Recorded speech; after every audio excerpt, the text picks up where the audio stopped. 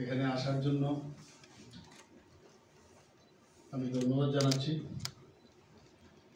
আপনারা নিত্য বছরে জেনেই গেছেন যে দিল্লিতে কি হয়েছে, তবু আমি এয়ারপোর্ট থেকে এসেছি। এখন এসে আমার মনে হলো যে সাংবাদিক বন্ধুদের মাধ্যমে সমস্ত ত্রিপুরাবাসীকে জানানো খুবই প্রয়োজন। দেশবাসীকে তো জানানোর জন্য আমাদের যশস্বী গৃহমন্ত্রীজি বলে দিয়েছেন, আমিও সেখানে ছিলাম। তো আপনাদের মাধ্যমে আমি জানাতে চাই যে আজকে ভারত সরকার এবং ত্রিপুরা সরকার এবং ত্রিপুরা মথার যে একটা ট্রাইপার্টিট একটা চুক্তি সম্পাদিত হয়েছে, এবং অনেকদিন ধরেই আমরা জানি ত্রিপুরা মথা বিভিন্ন ইস্যু নিয়ে ওনারা ইস্যু সমাধানের লক্ষ্যে বারবার আমাদের গোচরে এনেছেন, কেন্দ্রীয় সরকারের গোচরও এনেছিলেন, এবং মাঝে মধ্যে আমাদের ডায়লগও হয়েছে ওনাদের সাথে যে কীভাবে ওনাদের এই সমস্যার সমাধান হয়।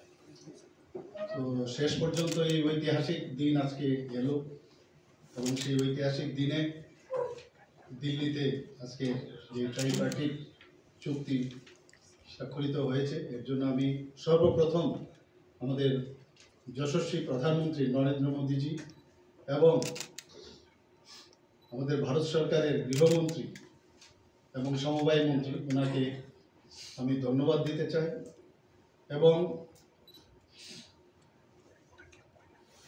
ওনার ঐকান্তিক যে চেষ্টা, সেই চেষ্টার কারণেই আজকের এই ঐতিহাসিক চুক্তি সম্পাদিত হয়েছে।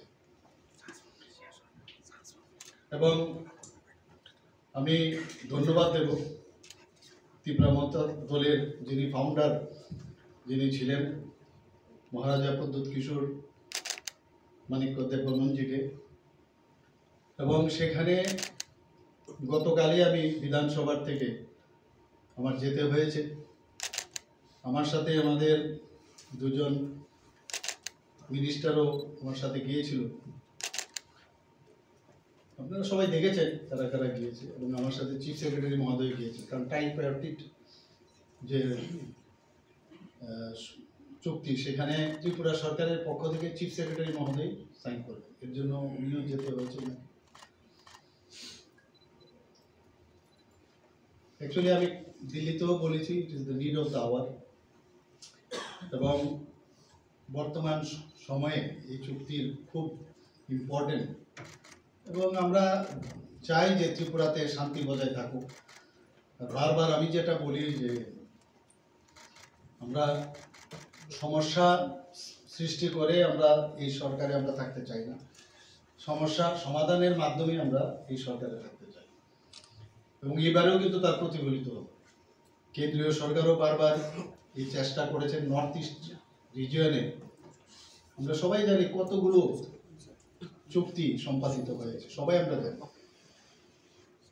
এবং মাননীয় প্রধানমন্ত্রীজি বারবার বলছেন যে নর্থ ইস্ট যদি ডেভেলপমেন্ট না হয়, এখানে যদি শান্তি প্রতিষ্ঠিত না হয়, তাহলে ভারতবর্ষ কোনো অবস্থায় ডেভেলপমেন্ট হবে না এবং শান্তিতেও থাকতে পারবে না। আগে আমরা দেখতাম যে ইন্টার বর্ডার সমস্যা ছিল, মানে এক একটা আমাদের নর্থ ইস্টের যেটাকে অষ্টলক্ষ্মী বলা হয়েছে, মাননীয় প্রধানমন্ত্রী বলেন একটা নিজের ভারতবর্ষের মধ্যেই এক স্টেটের সাথে বর্ডার নিয়ে সমস্যা, সেই সমাধানও এখন কিন্তু কেন্দ্রীয় সরকারের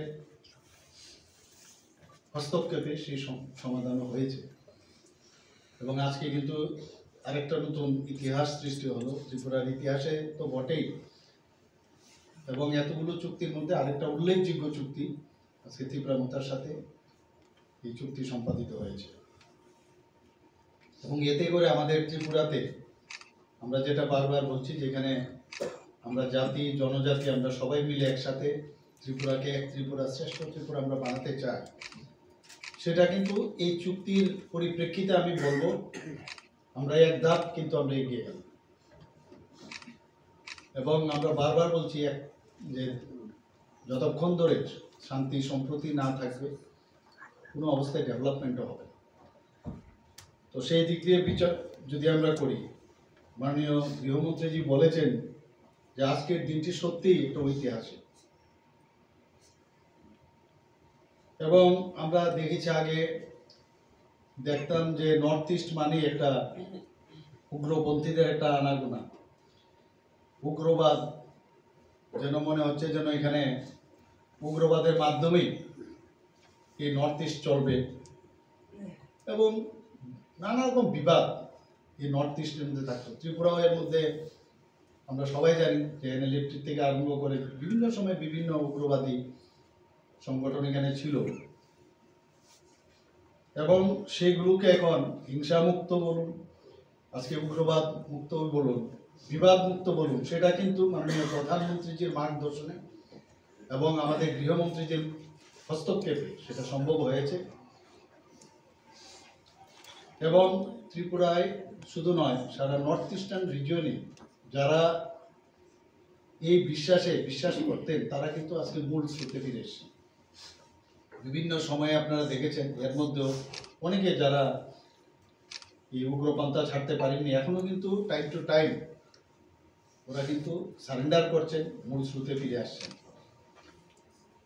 এবং 2019-এর যে এনএলএফটি চুক্তি আমরা সবাই জানি, সেই চুক্তিও সম্পাদিত হয়েছিল। 2020-তে ব্লুরিয়ান শরণার্থীদের সঙ্গে যে কোয়াড্রিপার্টাইট যে চুক্তি, সেটাও আমরা সবাই জানি। 2021 সালে কার্বি চুক্তি, 2022 সালে আদিবাসী চুক্তি এবং পরে আসাম মেঘালয় আন্তঃরাজ্য সীমানা যে নির্ধারণ চুক্তি, সেটাও হয়েছে। 2023 সালে আসাম অরুণাচল প্রদেশ, সেখানেও বর্ডারের যে নির্ধারণ সেটা চুক্তিটাও হয়েছে। 2023 সালে ডিমাসা চুক্তি হয়েছে। ইউএনএলএফ চুক্তিও পরে যেটা আলফা শান্তি চুক্তি, সেটাও হয়েছে। এবং আজকে এই আমাদের ত্রিপুরা মথার সাথে আমাদের চুক্তি হবে। তো কত গুরুত্ব সহকারে কেন্দ্রীয় সরকার এবং আমাদের প্রধানমন্ত্রীজি, মাননীয় প্রধানমন্ত্রীজি মার্গদর্শনে আমাদের গৃহমন্ত্রীজি যেভাবে যে সমস্যা কীভাবে সমাধান করা যায় সেটা কিন্তু বারবার আমরা দেখতে পাচ্ছি। এবং এতে করে এই যে আমাদের এনডিএ সরকার আছে, সেখানে কিন্তু প্রায় 11টা ভিন্ন ভিন্ন যে আমাদের চুক্তি আছে তার মাধ্যমে এই নর্থ ইস্টের একটা পিস যাতে থাকে, শান্তি যেন প্রতিষ্ঠিত হয়। এবং বিভিন্ন আমরা দেখছি সশস্ত্র সংগ্রামের কথা বলতো তারা, সেই সংগ্রাম ওরা বুঝতে পারছে এইভাবে কিন্তু কোনোদিন সশস্ত্র সংগ্রামের ডাক দিয়ে কোনোদিন মানুষের সমস্যার সমাধান করা যাবে না এবং তারা মূল স্রোতে ফিরে এসেছে। আমার বিশ্বাস এই চুক্তির মাধ্যমে যারা জনজাতি যাদের অধিকার নিয়ে কথা বলছে সেগুলো আমি বিশ্বাস করি সেগুলো আমরা সমাধান করব। এবং জাতি জনজাতি আমরা সবাই মিলে, কাউকে ডিপ্রাইভ করার আমাদের ইচ্ছেও নেই। আমাদের ডাবল ইঞ্জিনের সরকার আমরা বললাম যেগুলো এতে প্রমাণিত হয়, কাউকে ডিপ্রাইভ করার ইচ্ছে নেই। এবং যে সব সমস্যাগুলো আমাদের রয়েছে সেইগুলো আমরা আলোচনার মাধ্যমে আমরা বিভিন্ন যে যৌথ ওয়ার্কিং গ্রুপ হবে এবং কমিটি গঠন করে এবং যখন উভয় পক্ষ সহমত পোষণ করবে তখনই আমরা এগুলো ইমপ্লিমেন্ট আমরা করব। এবং বিশেষ করে যে বিষয়গুলো নিয়ে আজকে ভেরি ইম্পর্টেন্ট, আপনারা বাই দিস টাইম নিশ্চয়ই পেয়ে গেছেন, সেগুলো হচ্ছে তাদের ইতিহাস, জনজাতিদের ইতিহাস এবং জমির অধিকার, রাজনৈতিক অধিকার, অর্থনৈতিক উন্নয়ন, পরিচিতি, সাংস্কৃতিক, ভাষা ইত্যাদি বিষয়ে বেশি স্ট্রেস দেওয়া হবে যাতে করে এগুলো আমরা সমাধান করতে পারি। আজকের যখন ওখানে চুক্তি সম্পাদিত হয়েছিল সেখানে আমাদের মহারাজা প্রদ্যোৎ কিশোর দেব বর্মা তো ছিলেনই, পাশাপাশি আমাদের এলওপি সবাই জানেন যিনি আমাদের বিধানসভার যিনি লিডার অফ অপোজিশন, উনি ওখানে ছিলেন।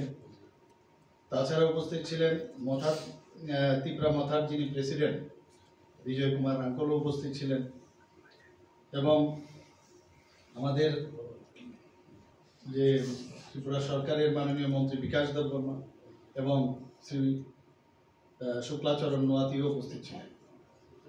এবং এখানে আমাদের ত্রিপুরা সরকারের তরফ থেকে চিফ সেক্রেটারি স্বাক্ষর করেছেন শ্রী জে.কে. সিনহা মহোদয়, এবং কেন্দ্রীয় সরকারের পক্ষে স্বাক্ষর করেন ভারত সরকারের স্বরাষ্ট্র মন্ত্রকের যিনি অতিরিক্ত সচিব শ্রী পীযূষ গোয়েল।